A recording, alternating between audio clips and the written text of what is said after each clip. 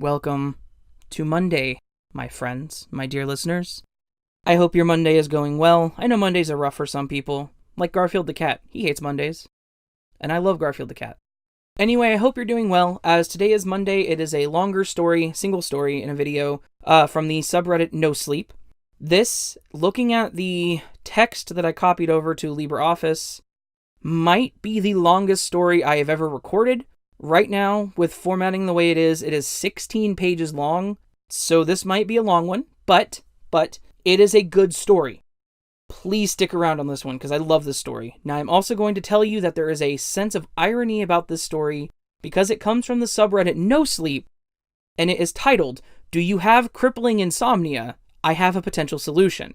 So, No Sleep, and it's about insomnia. That is good, and the user BloodySpaghetti, which, dude, seriously? You are batting 1,000 this time around. BloodySpaghetti wrote a fantastic story, and there is a total sense of irony that I just cannot say how much I appreciate. That was a lot to say in a very short point in time, praising this user, so just want to say one more time, BloodySpaghetti, thank you so much for being ironic with your humor on this. It is beautiful. I want to say I found it, I saw it, and it's beautiful. That might be one of the reasons I chose your story. I might have been ready to fire off the message saying I want to read your story without even reading it, to be completely honest, just because of that. Alright guys, here's the story. Again, it is, "Do you have crippling insomnia? I have a potential solution," from the subreddit No Sleep by the user BloodySpaghetti. Enjoy. Do you suffer from crippling insomnia? By that I mean, are you completely unable to have satisfactory sleep for seemingly impossible periods of time? Are you plagued by a stream of never-ending and seemingly random thoughts whenever you attempt to get some shut-eye? Or maybe you suffer from completely unexpected bouts of anxiety whenever you're trying to hit the hay? Well, if you are, let me tell you something. I was just like you at one point. In all honesty, my insomnia was so bad that I would go on with no real sleep for days on end. It's like I was a demented person barely making my way through the days. I found myself being lost and confused due to lack of sleep. It had gotten so bad, I was feeling my sanity slip away. Seriously.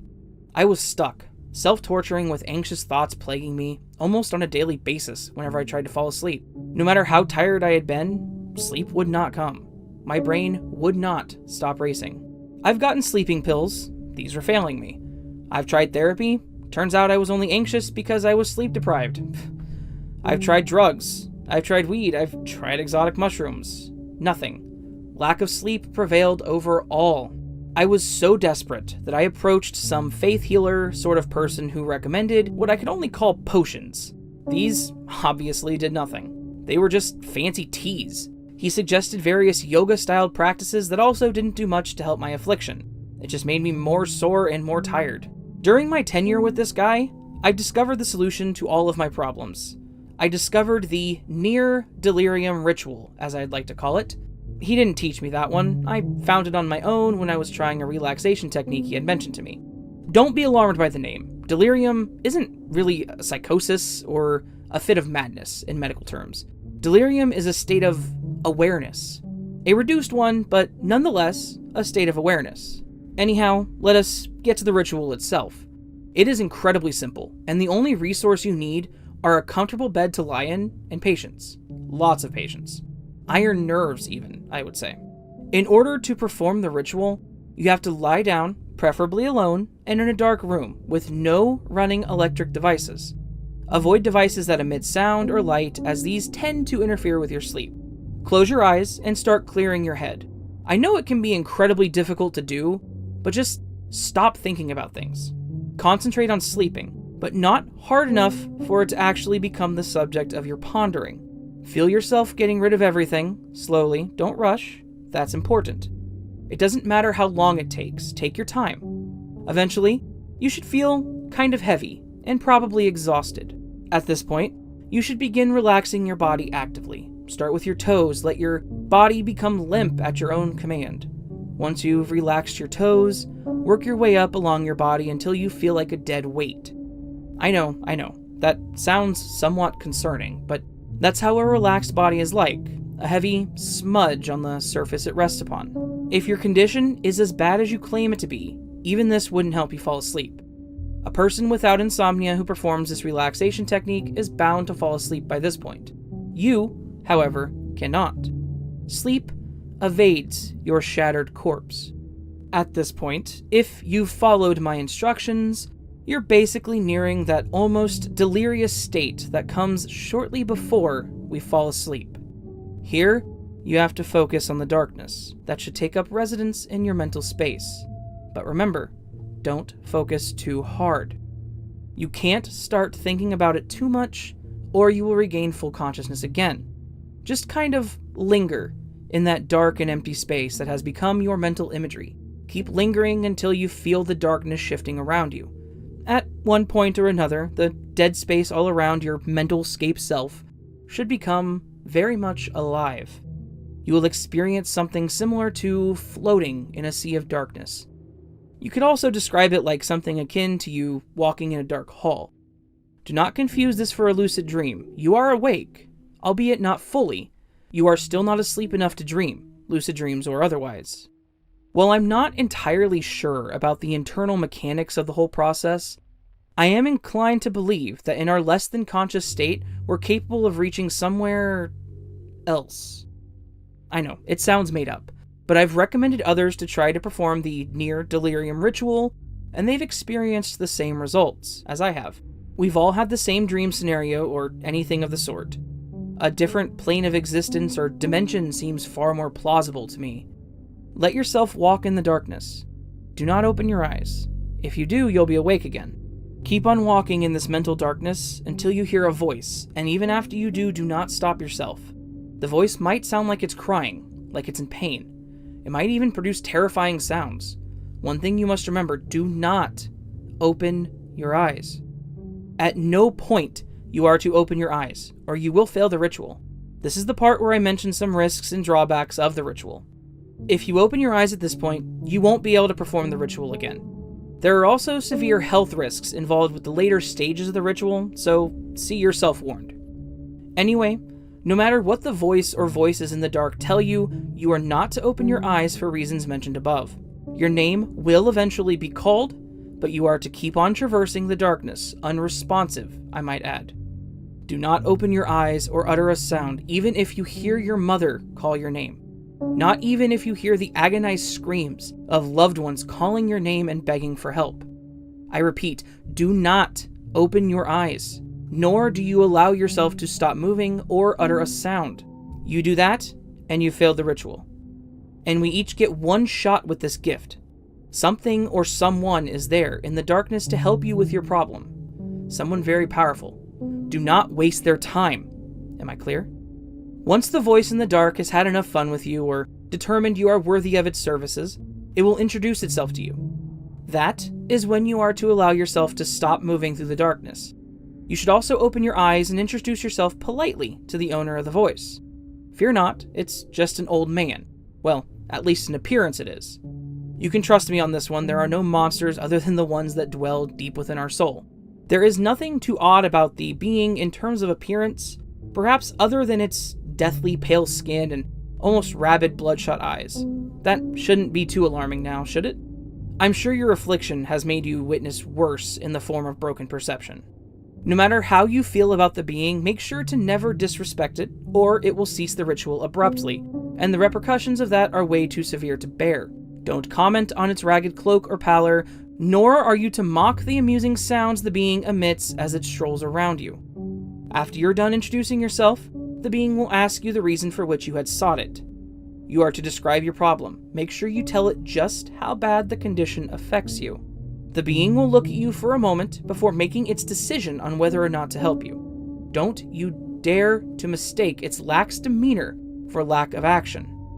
It is merely putting up a front so you won't freak out while it's scanning the damage to your systems. If you even dare as much to form a glimmer of negative thought about the being, it will feel disrespected and jolt you awake on the spot. Trust me, this part will be far harder than it might seem, considering that, by all accounts, the being tends to strike a ridiculous pose as it's scanning the neural mazes of your brain. I cannot stress this enough. Do not laugh. Once the being is done scanning you, it will act how it sees fit. If your insomnia isn't as bad as you thought it is, the being will tell you to seek more conventional help and bid you farewell. Do not argue. This will result in a lethal outcome, perhaps one even far worse than death. If your insomnia is as bad as you thought it is, the being will offer you its help. Kindly accept. The being will then approach you and ask you to get on your knees. Don't argue, just do it. If you argue and protest, the being will part ways with you, and you will be back in full consciousness, unable to contact it again. If you comply, once on your knees, the being will warn you that the next part might hurt a little, and that you can stop the procedure at any point. Thank it for the warning, and allow it to proceed. Know, however, that the being is lying. The next part of the ritual will be far worse than anything you've ever experienced before. You will be dragged through hell and back, and once more through hell once the next part begins. Unfortunately for you, you cannot decline the being's services at this point, for if you do, it will become agitated, and the price will be beyond the scope of biblical plagues for you. I suggest you bite your lips, clench your fists, and brace yourself for the ride. You may ask for an early conclusion mid-process, but there is no guarantee for a happy ending. If the way you request an early conclusion is deemed rude, you will never be the same, though you won't have to worry about that for very long, should you disrespect the being at this point. See yourself warned. You have had many chances to give up on this ritual and seek more conventional forms of help, but at this junction, you have to suck it up and carry on. And trust me, it is going to hurt, far worse than should be possible. Once the being is done warning you, and you've thanked it, it will place its hand on your face. The hand will feel incredibly cold and rough in texture. Don't flinch, don't gag, don't do anything. Stay completely put. The being will close your eyes with its fingers, and it will press slightly on your cranium. I suggest taking a very deep breath at this point and biting your tongue or lip as hard as you can. Once your eyes have been closed, you will begin feeling an increasing amount of pressure applied to your skull. The pressure will only seem to increase over time. The pain will only grow worse and worse. The trend will continue until you feel your skull cracking and your brain matter spilling out. No matter how bad it hurts, do not grab at the being or scream. If you do, you will anger it and the price will be far more painful. Believe me, this pain is only temporary, unlike the one you'll experience if you irritate the being. You could even feel something running down your scalp and onto your cheeks. But no matter the pain, you should not be worried. That is in fact not your brain matter. It is nothing abnormal, just your sweat. Once your skull begins feeling like it had been crushed to pieces, it gets even more excruciating. You will begin feeling as if burning nails are hammered into your cranium repeatedly. Your head will pound worse than any migraine you've heard of. Your nerves will be in fact under attack by a thunderstorm. Even worse, your heartbeat will become so violent and so audible, it will feel as if war drums are being beaten right in your face with inhuman ferocity. Make sure to remember you are not to scream or grab. You can, however, find solace in the fact that you can hiss, grunt, or even moan loudly. Once the heat of the hellfire raging inside your noggin reaches a boiling point, it will travel across your body. But instead of making you experience the mother of all fevers, you will experience chills. Spine-shaking chills. It is fear, the purest of all terrors. Your breathing is bound to go shallow and quick. Your heart rate will increase even further, adding crushing chest pain to your already explosive headache. Wave after wave of adrenaline will flood your veins as you slowly but surely succumb to what will feel like you are about to die. Scream or resist the ghastly grasp on your face, and you will be surely begging for death to come. You've to promise me this, though. You will not throw up at the being once the urge arises, and it will. Your stomach will twist and turn into knots so condensed that the contents of your digestive system will try to claw their way out of their tube-shaped confines. You have to fight the urge.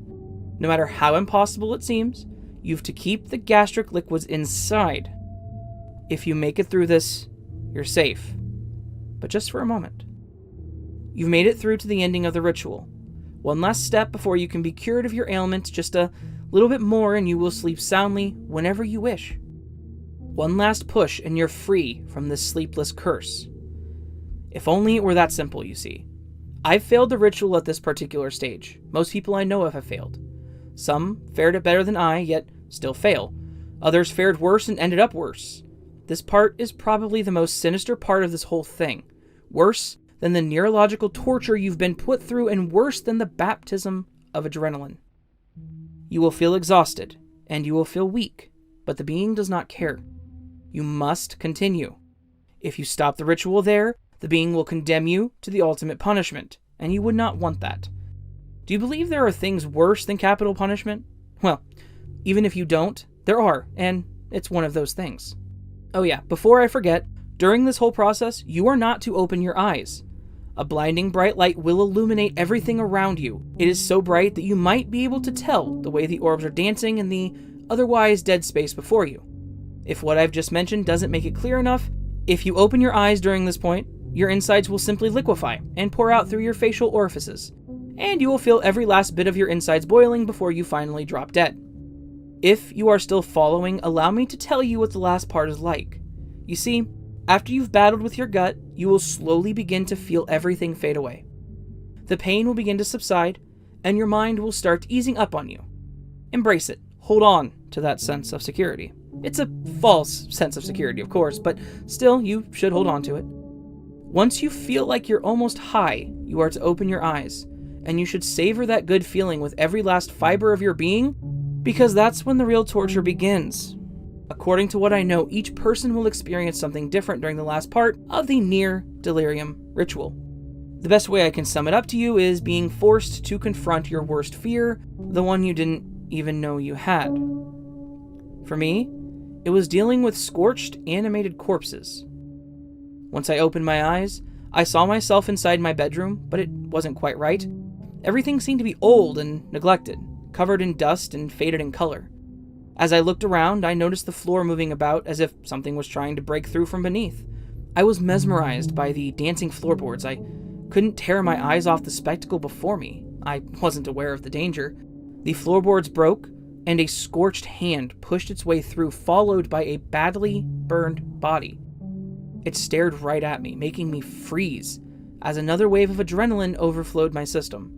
The corpse slowly made its way toward me, emitting the choked scream as it did. Its cataracted eyes were locked with mine. I could not look away. I couldn't move at all. The smell of burning flesh pierced my nostrils.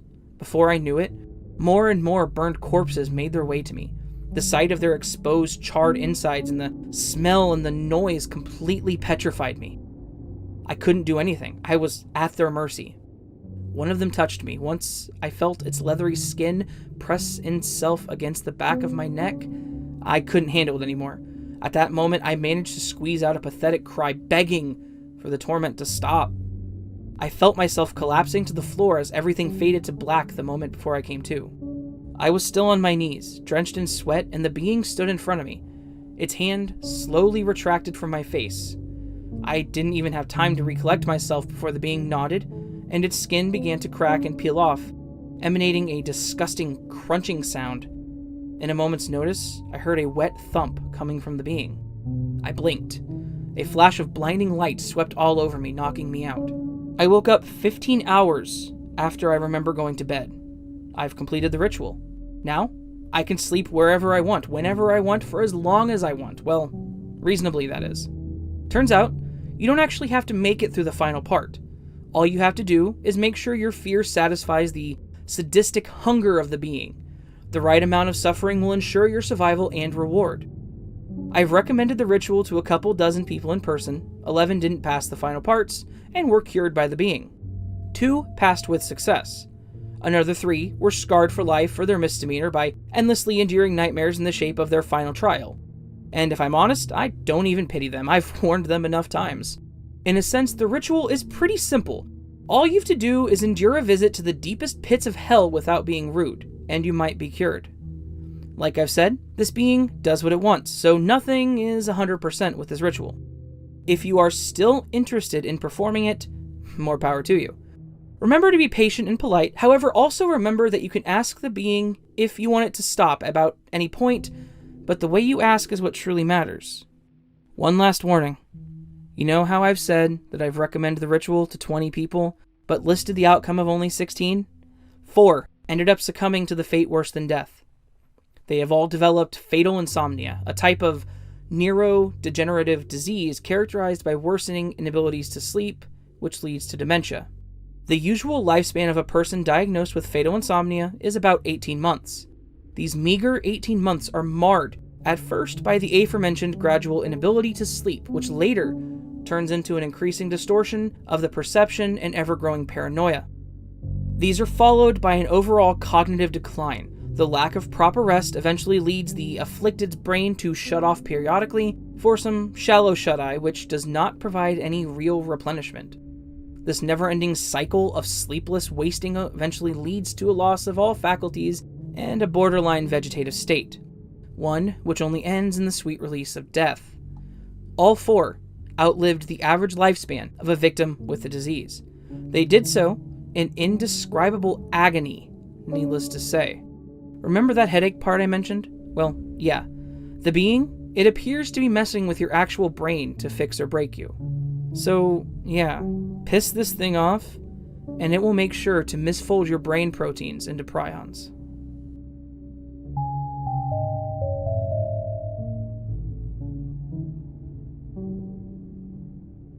I hope that none of you ever have to visit this being. I hope that all of you are able to sleep normally and don't ever have to go visit this creature, this guy. Yeah, that story was honestly terrifying. I hope you guys enjoyed that story. I know I freaking loved it. It was a fantastic story. And I really hope to narrate more by this person, because like I said, this one, wow. If you did enjoy the story, please consider giving it a thumbs up, liking it. That helps a lot, honestly. Also, please consider subscribing to the channel, clicking the little button and then the bell thingy to let you know when I post new videos. I typically post Monday, Thursday, and Saturday, though that may change soon. And lastly, if you really enjoyed this, please leave me a comment. I would love to hear from you. I like to talk to people on here, and I like to respond to all the comments, etc. That all said, I really hope you guys liked this story. It is sourced in the comments below. Go give it the love it needs. It did not get much attention on No Sleep, which really upsets me, because honestly, this is one of the best No Sleep stories I've read in a very long time. It's a fantastic tale. They built the world up perfectly in such a short story.